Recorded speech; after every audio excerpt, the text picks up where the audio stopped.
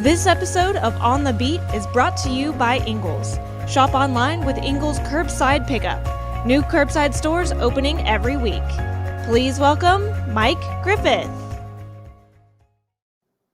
Well, hey everybody, Mike Griffith here. Welcome to tonight's Ingles on the Beat segment. And obviously a lot to talk about. It was really exciting to go to the G-Day game and watch the Dogs scrimmage. And, I think Kirby got a lot out of it.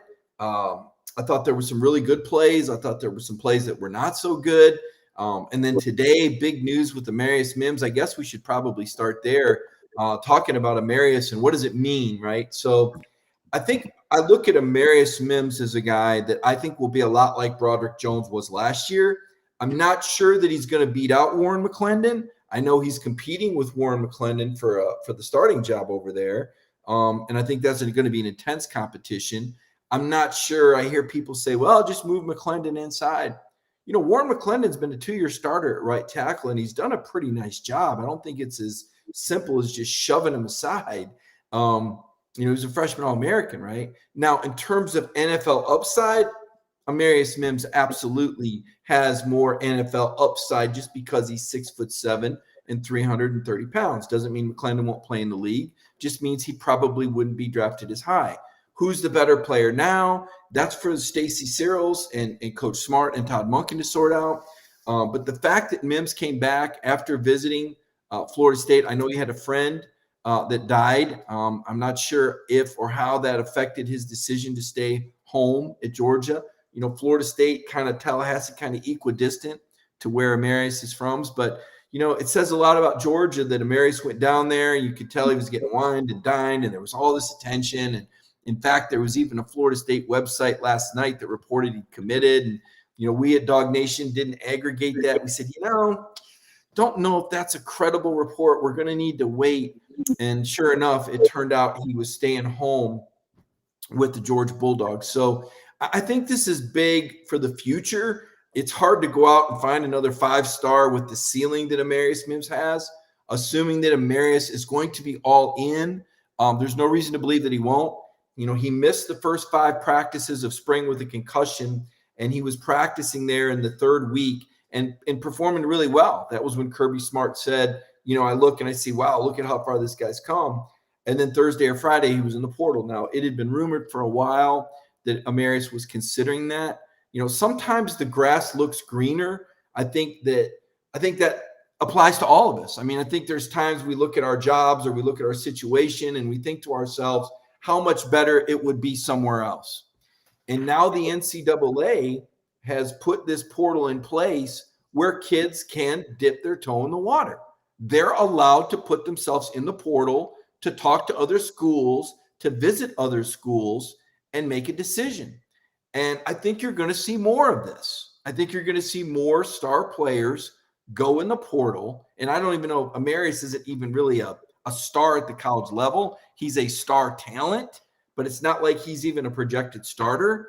But he's certainly a prospect that you look at and said, oh, man, this guy is going to come on. He's going to play good snaps this year. Just like Broderick, maybe by the end of the year, he's starting or he's filling in. Kirby talked about the injuries that happened there. If you're trying to make a championship run, you need to have depth at the tackle position. We found that out last year when Jamari Salyer went down. So this is an integral piece. Don't get me wrong. But it's really more, to me, it's not just, filling in 2022 and he's going to play snaps. But, here's your starter in 2023. Is he going to start 1 year and go to the NFL? Maybe. He's got that kind of size and power. But I think it's just statement-wise, what it says about the program, what Kirby's doing to develop talent, the confidence, because it was just kind of a bad look for an in-state guy to leave Georgia, right? You're like, wait, why would anybody leave Georgia? Like, Jermaine Burton, we could explain away. We could say, we could say that, well, Alabama throws the ball a lot more, and this is where he feels like that he fits in, and this is why Jermaine left. But you couldn't really say that about offensive linemen. So it was not a good look, and it was kind of red flag. Like, wow, why would somebody leave Georgia with guys they're put in the NFL coming off a championship season? And I think it was simply that Amarius wanted to see what another school had to offer. Remember, when he came out, the NIL was not yet an application. So this gave him a chance to kind of shop himself. And better that he did that and found out that his true calling is indeed at Georgia than a guy who's kind of only half in and half out, right? So now what's dangerous is every guy can't do this, right? Just like every guy can't dictate the terms before he comes back. That would be, think how difficult that would be to manage 85 guys that all want to meet with a coach and say, am I still part of the plan? But I think we're getting there. I think that's starting to happen. And it's going to be interesting to watch how that evolves and how coaching staffs and programs manage these situations with different players that want to test the waters, that may want to renegotiate. Well, I'm going to go on the portal and I'm only coming back if you're going to pay me this much more. I mean, because that's what's going to happen. You're going to see the portal used as a negotiation tactic. That's why there needs to be some sort of collective bargaining agreement, contract, something. And, it's an unintended consequence. When this portal started, when this NIL started, it was, hey, this is a great way for kids to cash in on their name, image, and likeness. And, hey, this is a great opportunity for kids, who aren't playing or aren't getting the experience they want. That was the intention of this. It's now going to become, I believe, more of a negotiating tool. And Kirby said earlier this spring, what concerns him is that could really turn some people off. And I understand what he's saying, but a lot of people said that when Nick Saban got hired about how much money he was making. They said, oh, this is, that's too much money. This is really going to turn some people off when you hire a mercenary coach. Like, well, as long as you're winning. So college football is becoming more and more and more of a business. And Amarius Mims is an example of that. But he's not the only example. He's not the only one. There's other guys that have gone in the portal, come back up. Look at Kario Kendo, Georgia's best basketball player, went in the portal. He's coming back out. Thank goodness for Mike White. I mean, Kario Kendo, he's got NBA talent, upside. I don't know if he's going to get disciplined enough. There's a lot of parts of his game that need to improve, but in terms of his explosiveness and talent, but my point is you're going to see more and more of it. And it's good news for Georgia. So you may have noticed in the red and black, the G-Day red and black game, I just go with G-Day. But we saw Austin Blasky was the guy that started as the second team right tackle. Obviously, Warren McClendon was with the first team, the black team. The red team was the first team defense, second team, and third team offense. And that was Austin Blasky. And then we saw Jared Wilson that also played there. So in case you were wondering, what did the depth chart look like behind Amarius Mims? That's what it looked like. It didn't look bad. I mean, Georgia is so incredibly talented. And that's one of my takeaways. One of my overall takeaways from G-Day is just how incredibly talented this program is and how equipped they are to repeat in the East and play for another SEC championship game title. Now, the topic that comes up, and I got to tell you, I want to put this this out there, so if you don't want to hear different opinions about quarterbacks, if you're a part of this cancel culture, and if people don't say what you want to hear, you want to get all mad and say mean things on social media, I'm sorry. But we are going to talk about quarterbacks, and I think honesty is the best policy. I don't think anybody needs to hide from anything here. I talked with Stetson Bennett afterward, and I thought Stetson was right. He said there were a lot of good things and there were a lot of bad things. And he's right. I mean, he made some beautiful throws. Stetson throws a great fade ball, right? The fade, the deep ball, that arch, got great, incredible touch on it. We saw a great pass. Really could have had another touchdown pass to Brett Seether. Brett leaped, and it was just off his fade. But it was a really well-thrown ball. You saw a really nice wheel route to Kenny McIntosh. He throws a nice fade and a nice wheel. He's got really nice touch. But where Stetson has issues is on the deep out route, which requires a frozen rope type of throw, and over the middle, because it is harder for someone 5'11" to see over 6'4" linemen than a quarterback that's 6'4". I mean, this is why most quarterbacks in the NFL are a little bit taller, because they have to be able to see over the linemen. Now, there's exceptions to the rule. Drew Brees was fantastic. Doug Flutie comes to mind, and certainly Stetson was key for Georgia to win a title last year.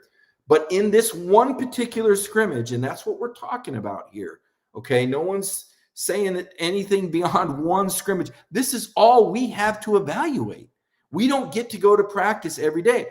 So we have to evaluate based on what we see, and that's this one game. Now, the coaches can script this game to go however they want. They know it. They get to pick the teams. They get to pick the plays. They pick the offense. They pick the defense. They're looking to see how players react. They're putting them in situations to evaluate and to teach. And one of the things we heard from Kirby Smart at the start of practice was that he wanted to see better decision-making from Stetson. And Kirby used the word not make bonehead mistakes. He used the same word last year. I didn't like that. I don't think a head coach, I know what Kirby's saying, but I don't like to hear a head coach call his quarterback bonehead. To me, this is a new era. Don't call kids that. Don't make bad mistakes. Don't make silly mistakes. I thought that word was a little harsh. And if you've ever talked to Stetson, which I've had a few times, the guy's hard enough on himself, okay?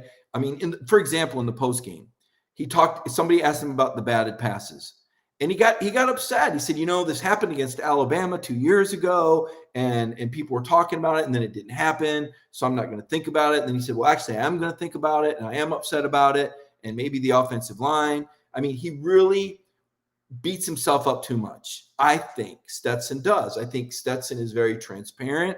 I don't think there's a filter there. I think, he's very much what you see is what you get. Maybe even sometimes when you wish he did have a little bit more of a filter, right? I mean, I look at Jake Fromm, and Jake was kind of the consummate pro in the interviews. But you got done talking to Jake, and he went, well, he pretty much said everything we thought he was going to say, but he smiled a lot and thanked everybody, including God, and that's fine. I'm not against that. But Jake was media savvy. He gave the people, what they wanted to see. Stetson's like, look, I'm me, man. I'm going to be me. I think he may go a little too far with that. And I think between now and the summer and the fall, my guess is Stet will probably get a little media training, or someone will say, hey, look, you can be you, without being, abrasive at times. And I don't think he intends to be, but like the Good Morning America interview was kind of an example of that. Could have said some things differently. I'm not here to break down his media interview. I'm here to tell you that he was hard on himself after the game. He really was. And, he said, a lot of good things, a lot of bad things. He recognized it was a spring game, and, you're switching quarterbacks in and out. The rhythm he wasn't making excuses, but he's just shooting straight. And I appreciated that interview. And I wrote a story today about it. And I thought Stetson's money quote, which tells you everything you need to know about the guy, is this isn't going to be the Stetson Bennett show. Like, he gets it. His job is not to run around and be a playmaker. All right. I mean, he can extend plays and he can run, but he recognizes that he has a great supporting cast around him, and he's part of something bigger. And that's what he was trying to say when he said this isn't going to be the Stetson Bennett show. And I think that's what Kirby wants. I mean, Jake Fromm, it was never the Jake Fromm show. I mean, I think that's what Kirby wants in a quarterback, right? So Stetson had some tough throws. He made some decisions that Todd Monken will probably sit down and say, all right, why did we go here? Why did you, force it over the middle, right? There were 2 interceptions. There was another one dropped. The completion percentage was not where it would need to be in a game. It was 42%. I think it was 14 of 35. Listen, it wasn't Stetson's best game. That's not being negative. Carson Beck, on the other hand, had success with the second team, but second team offense too, right? Stet had the first team offense. Carson was with second team offense. Stet had the first team offense.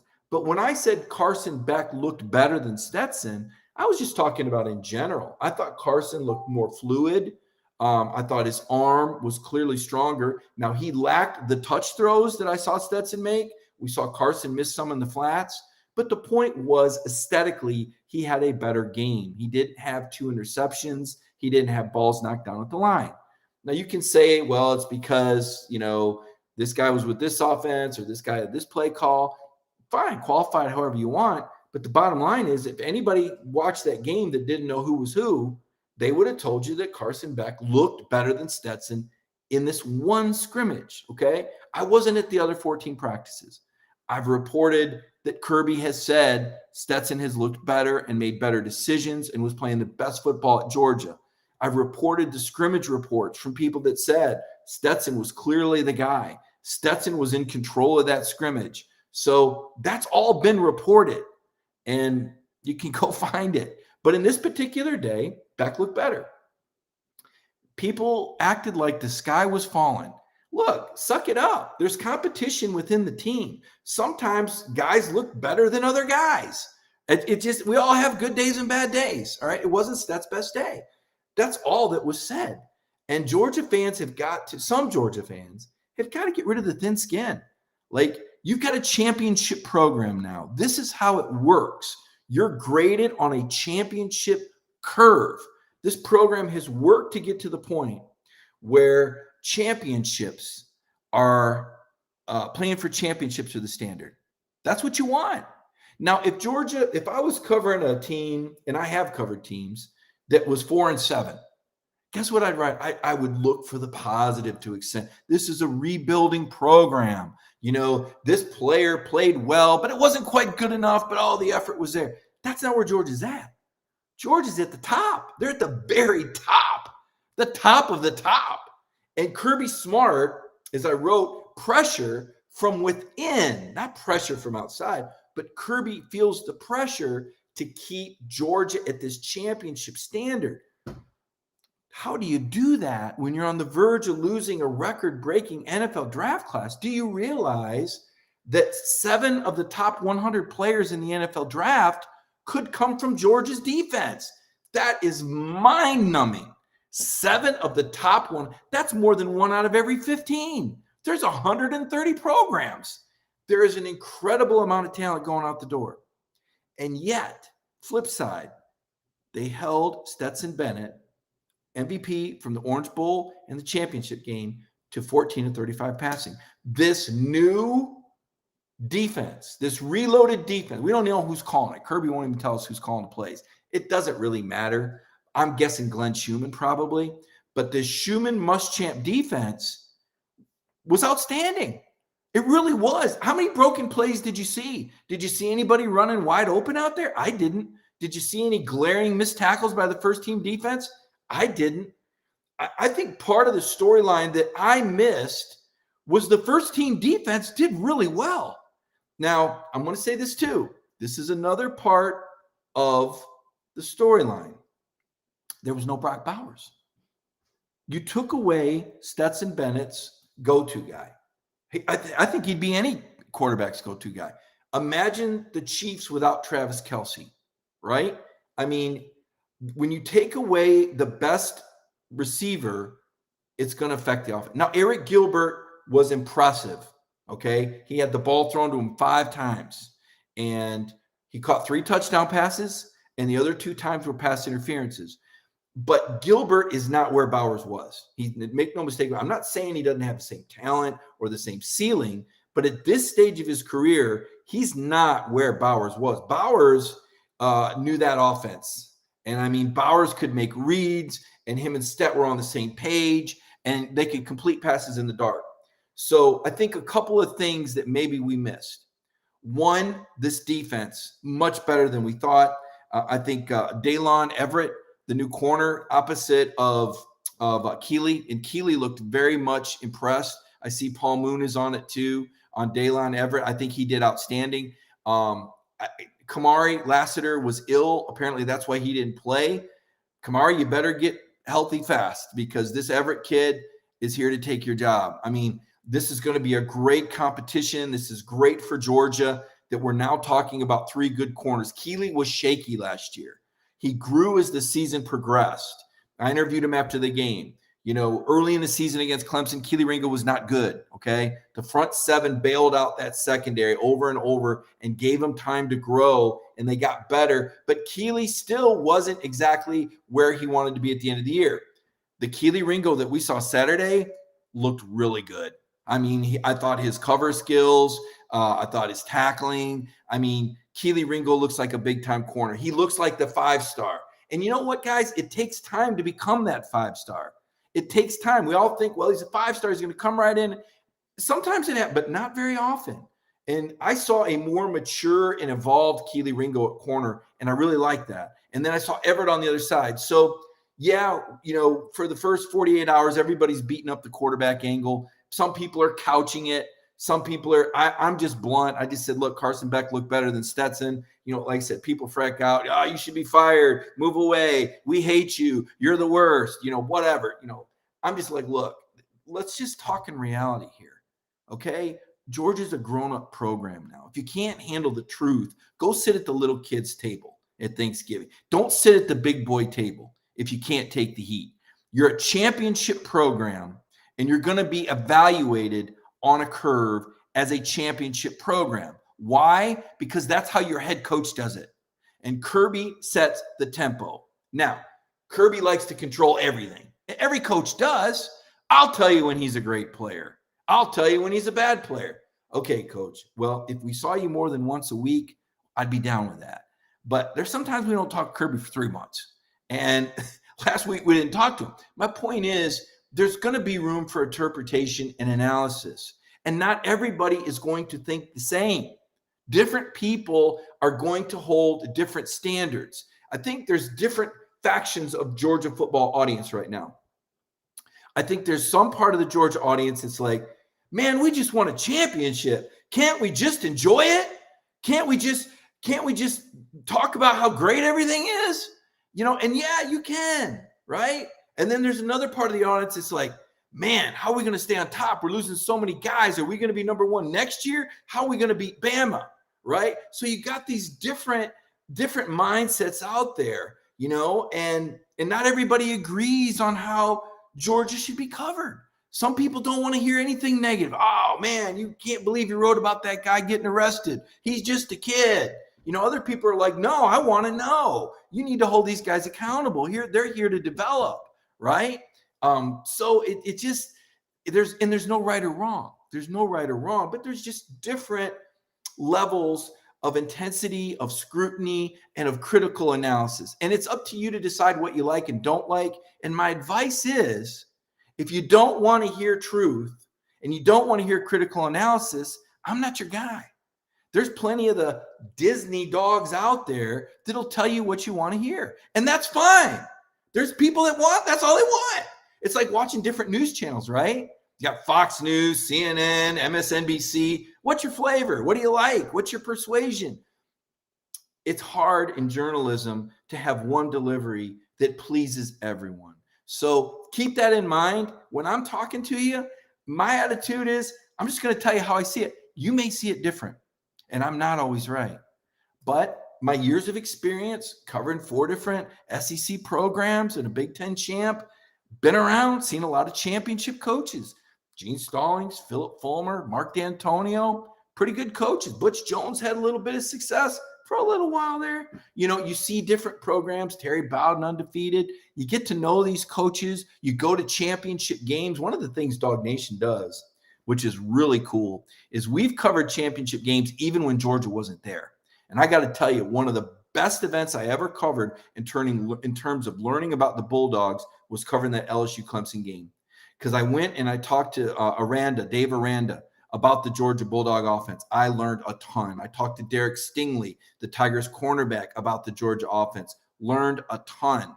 Talked to Nick Saban at the Alabama-Clemson game about Kirby Smart. Learned a ton. Talked to Dabo Sweeney about the transfer portal and quarterbacks. Gave me great perspective. Talked to Jalen Hurts before he transferred to Oklahoma. Those interviews, Dog Nation being in those rooms, make us an authority because we're seeing what other programs are saying and doing, and we're way ahead on the trend. We're going to be at SEC spring meetings in Destin, giving you all the scoop from Sankey and all the coaches and all the perspective, right?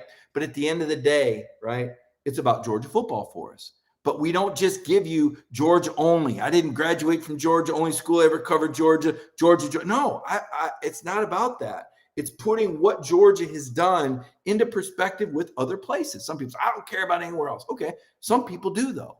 Some people say, oh, that's really interesting. So it's similar here, or it's different here, or wow, I think it has given me a greater appreciation for what Kirby has done in 6 years to cover Tennessee. I'm trying to think. Fulmer, I didn't cover Tennessee till 98 when they won it. So that was 93, 94, 95, 96, 97. It was 6 years for Fulmer too, right? What happened in Tennessee after that?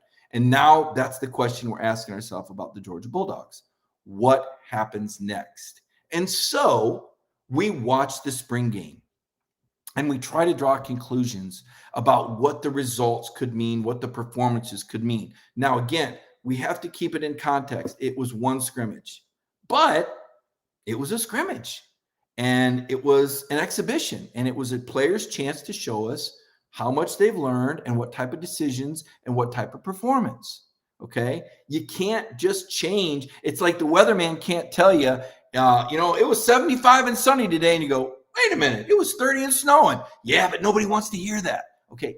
You got to deal in reality, man. There's a certain amount of credibility that goes with it. So that's my soapbox moment. I hope, those of you that watch me, I hope you appreciate the honesty. And for those that I offend you, I apologize. I don't have anything against Georgia or Kirby Smart or any player. I like to cover football, and I talk about the good, the bad, and the ugly, and that's what we're here for. So we talked about Amarius Mims. I think it's great he's staying at Georgia. Transfer portal-wise, I think the Dogs are going to lose 2 or 3 more players. I think the big guy that you've got to worry about is Darnell Washington. It's not a secret, okay? He's been injured. There's no reason to believe him leaving is imminent. I want to be clear on that. There's no sign that for sure he's leaving. Well, why are you bringing it up, Mike? Well, you're bringing it up because he didn't get a number of targets last year, and now it appears Eric Gilbert has emerged, and you've got Brock Bowers, and how many targets could Darnell get versus going somewhere else? I'm not telling him anything he doesn't know. I'm not saying anything that you all haven't talked about or hasn't been on message boards. Let's just acknowledge it. There's a chance. I don't know if it'll happen or not. If you're wondering, May 1st, that's the deadline, okay? You can bet that Kirby's re-recruiting Darnell. He's talked about him quite a bit. He'll talk about his tight ends. We got this guy, this guy, this guy, and this guy, and he'll include Darnell every single time. So Georgia trying really hard to keep Darnell Washington, and think about that lineup. I mean, my goodness, Darnell Washington and Eric Gilbert and Brock Bowers on the line. How in the world do you match up with that? Now, they may not be the fastest, but who's going to get in these guys? I mean, these guys are giants that can catch the football, and then you got to tackle them. So you got to have somebody fast enough to keep up with them, but big enough to bring them down to the ground. Good luck, right? So that's the one to watch. Well, between now and May 1st, I can tell you Alabama and Florida are going to have a ton of transfers, okay, just because of their numbers. You look at the roster and you look at how many guys are on scholarship, and Georgia's really not that much over. So Georgia's kind of already had, I think, the bulk of their attrition has already left. We know about Jermaine to Alabama. We know about Justin Robinson to Mississippi State, Amir Speed at Michigan State, Jalen Kimber at Florida, JT Daniels at West Virginia now. You're going to lose a couple more. So I want to now's a good time, I think, to take a halftime break. When I come back, I want to break down the positions. I saw Brandon Howell with a comment, seeing a lot of comments, a lot of Kenny McIntosh love from the fans. I've got some feelings about the running backs. I wrote some of them. Some of them I didn't write. Didn't see a big enough sample size from Kendall Milton. I'll tell you what I think about him. I'll tell you what I think about where this team is headed personality-wise, and see if you guys agree with me. Again, I appreciate the support. I appreciate the people that watch. I enjoy the interaction. I know I can always count on Dog Nation audience. I'll tell you what, we also can always count on Ingles, and we appreciate the sponsorship, but we also appreciate the service in the community.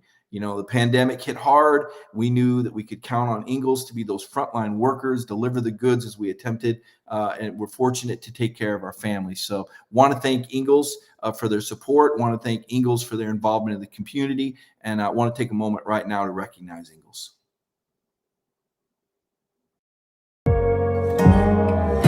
It's in our hearts to feel for you. There's been ups and downs, turnarounds, good days and some bad, but we stand together for worse and for better. We'll always have your back, with open arms, heart to heart, hand in hand, community.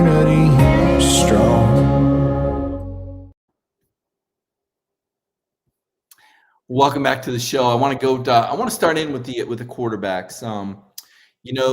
I asked Kirby Smart. I don't know if I asked him, but I was sort of saying it, and he kind of said that. I said, Kirby, I said, last spring you announced JT Daniels as your starting quarterback. I said, with Stetson's games and MVP performances, doesn't he have to be your starting quarterback? And he said, that's it. That's the quote right there. You just said it. And then he went into, kind of launched into the speech, and he eventually said, I don't have to say that. Our team knows that Stetson is our quarterback. He said Stetson's done a tremendous job, and Stetson's been an incredible leader. He's done what we've asked, and the other guys have gotten a whole lot better. He said, I think if you ask them, they are really comfortable back there in the bullpit throwing the ball. Kirby Smart said bullpit. Someone said, oh, Mike, you big dummy. He meant bullpit. I said, I don't know what he meant. He said bullpit. I don't know. Maybe that's what Kirby calls the area of the field where the quarterbacks warm up. I have no idea. Kirby comes up with, he told us writers earlier this year we were missing the window. I think he meant to say we were missing the angle on stories. He said we were missing the window. So, and then Stetson said, look, I'm going to be better than last year. But it isn't going to be the Stetson Bennett show. It's going to be the University of Georgia football team. So Kirby qualified. To be fair, we talked about Stetson missing Brock Bowers. Kirby talked about the lack of a run game. So when we talked about the differences in offense last year with JT and Stet, JT was more comfortable in his 4 or 5 wide pass happy stuff like you saw. Stetson is a play action shot quarterback. When they say shot plays, they're talking about play action fake the run, and then go deep, take a shot, right? And the run, if you have a successful run game, it keeps those linebackers and safeties. They see that play action fake and they respond to it. They take a step up, or it freezes them because they have to be ready and respect the Georgia football run game. Those big linemen come out at you. Those backs are big, evasive, fast. They've got to respect the run first. So a lot of Georgia's passing efficiency and success comes off the ability to run the ball and earn the respect of those safeties and linebackers who have to keep their eyes in the backfield while the wide receivers might be running by them, or the tight ends, or the running backs slipping out of the backfield on wheel routes. So they didn't run the ball. So that element of the game was missing. That is the equivalent to what happened in the second half of the SEC title game. Once you fall behind by enough points, you don't have the time to be patient and run the football. That's why this Georgia defense last year was so impressive. When Georgia would get up on teams couldn't keep running it, and Georgia could pin their ears back, right? And it was almost like an avalanche effect. Well, it kind of happened to Georgia against their own first-team defense. And one of the takeaways is that the defense beat the offense. It wasn't supposed to be that way, right?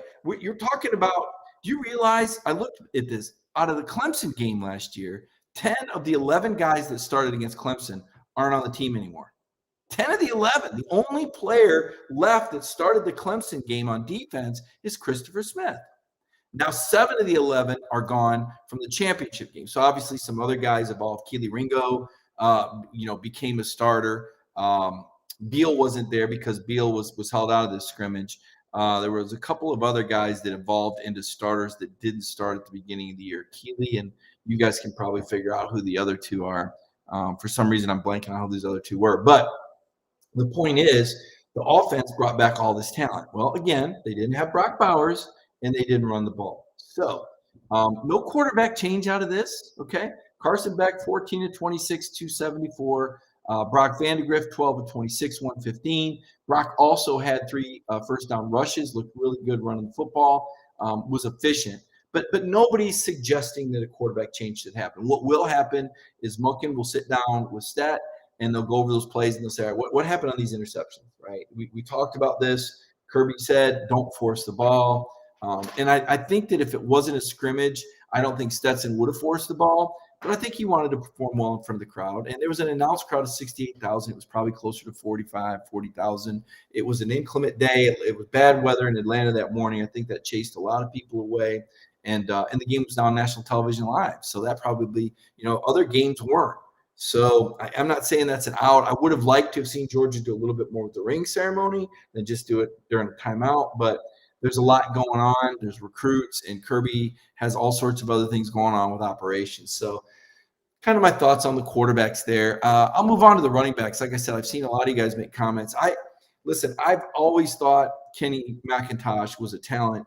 And it doesn't just have to do with the fact that we had him and Kendall do the show, K&M Squared on Dog Nation. I like he is a cutback runner. Kenny's got great vision. And when we talk about vision, it's not like 2020, can you read the eye chart vision? No, there's just a vision for a back. Okay. And here I am, the high school running back. That's all I was. Terrible, bad, but I played the position and I understand it. You get a feel for where the hole's going to be. You just kind of get a sense of it, right? And I didn't have great vision, but Kenny McIntosh, you see the cuts he makes and the way he's able to create space, and then the burst. He's fast. And I looked at Kenny, and he's gotten bigger. Kenny's his legs are huge. I think Kenny's going to have a special year. I think Kenny is a bigger version of James Cook, and I think he's a skilled runner. So I have big expectations for Kenny. I think he's going to start. I know Kirby has talked about him being a team leader. He's well-liked. You guys know his personality. You saw him on the show. And the same with Kendall. I think Kendall is a dynamic personality. I like to call him the Moose. I like to say the Moose is loose. Just the way Kendall has this uncharacteristic power taking guys on. Now, Jalen Carter was a battle that Kendall didn't win. That Jalen Carter is an absolute beast. I mean, this guy is Ndamukong Suh, blow you up like end career, break shoulders, concussions. I mean, he is one violent dude on the football field. He's on a different level than Jordan and Devontae Wyatt. I'm telling you, Jalen Carter is an absolute beast. And him and Milton had a collision. I was like, oh my gosh, I just hope they both get up. And thankfully, Kendall got up and seemed fine. And I said, man, Kirby, I thought you really get number 88 out of there. All right. Number 88, let me tell you how tough number 88. And I used to tell this, I don't tell stories like this about many players. These stories are reserved for Hall of Fame guys, but number 88 is so tough that this actually happened in a non-contact scrimmage. He literally threw a player into another player and injured that player by throwing a guy into him. A scholarship Georgia football player over 220 pounds was thrown into another player in a non. That is how much of a tough guy Jalen Carter is. But back to the backs. So Kendall looks like he's gotten a little bit leaner to me. He's still powerful. I wondered how powerful he would be. He doesn't look as thick and chunky. I think his diet has gotten better. I think he's looked to become quicker. I think that, and Kirby even said it, he wants these guys to be effective in the pass game. He talked about how that's what they want in the NFL, and that's what Todd Monken wants too. Because you don't want a defense going, well, Kendall Milton's in the game, they're going to run the ball. Well, Kenny McIntosh is in the game, they're going to throw it. You can't have your personnel dictate your tendencies. So this was something that Kendall Milton had to do in the offseason, was become a better receiver. And I believe, I don't want to say he's trimmed down, he's just leaner. It's just a little bit different build when you see number 2. And yet I still saw that power. You saw that catch and run. He catches it. It's Nolan Smith's tackle that he's breaking there, by the way. And then here comes Chris Smith trying to throw a form, and he just runs through him. Touchdown, Kendall Milton. Beautiful. Kendall Milton is dynamic, right? So Kendall and Kenny are special. And then I see you guys talking about Dejon, and I'm right there with you. I like me some Dejon Edwards. Think about it. When he would come into games last year, everybody in the stadium knew that Dejon was going to get the ball, and he still made yards. This guy's got some wiggle. I think he's got vision. I think he's got great power. I think he's hard to tackle because of his low center of gravity. He's not a third-team running back, all right? I think it's 1A, 1B, and 1C. I think those 3 are that good. Now, I know some people are high on the kid from Mississippi coming in, Robinson, the kid from Texas. I'm just going to say this. They're fantastic-looking prospects, but this is a very complex and sophisticated offense, and there's a lot of plays that get called at the line of scrimmage, and those running backs have to be able to just snap and know. They have to know to go from running from this hole to this protection, and how do I adjust if this guy blitz, and what if this guy comes? I mean, there is a litany of things that a back has to know other than just get ball, run with ball. So it's going to take these young backs some time to adjust to a pro-style offense. Now, that's not to say they can't play roles. Maybe Robinson, maybe he'll be a short yards goal line guy. I mean, you see he can lift a lot of weight. It doesn't always translate to running power. I want to make that point. They put a bench on the 50-yard line, that's fine, but that ain't how it works. It's about juice. It's about vision. It's about balance. There's so much more than just how much a guy can lift, right? And these athletes are also dominant in high school. It's hard to predict how that's going to translate at the college level. For some it does, for some it doesn't. Obviously, George has done a great job evaluating backs, so I'm optimistic about the future of both of these running back signees. But anybody that thinks they're going to hurdle the top three is in for a rude awakening. It's not going to happen. Those three guys are going to be the predominant ball carriers and receivers out of the backfield. And you might see those other young freshmen get worked in different situations and blow out victories. So, like the running backs, I think the quarterback room, the fact that Beck did look good, the fact that Vandergrift was efficient, you like that there's some quality depth there. It wasn't so long ago that it was Jake and, pretty much just Jake. And Stetson at that time wasn't very accomplished in 2019. And that really changed how Georgia ran play. Jake wasn't going to keep on the RPO, right? Because there was a perception that there would be a big drop off at that point. So Georgia's depth in the backfield is good. Quarterback depth is good. Running back depth is good. Tight ends are unbelievable. Offensive line, Amarius Mims is back. I like this line. I think they'll be better. That's not an insult to Jamari Salyer and Justin Schaefer. I just feel like Cedric Van Pran is a pro. I feel like Broderick Jones is going to make monstrous steps. I thought he played great in the title game. And Warren McClendon is a third-year starter. Tate Ratledge may or may not be 100% by the opener. That foot injury he has is very difficult for a big man to come back from. There's a lot of weight and power that those big men have to generate. You hope you get Ratledge back. Warren Erickson, a consummate locker room, team captain kind of guy, knows all the positions. They've got a really good Xavier Truss. I mean, he's a monster in there at guard. He can be a people mover. Third year, they've got some dudes, man. They got some dudes. So I like the line. I like the receivers. Okay, this is not a knock on the receivers. Okay, when I say this again, and again, people get mad. Okay, and please don't get mad. But there's not a Jalen Waddle and a Devontae Smith in this group. There's just not. There's not a first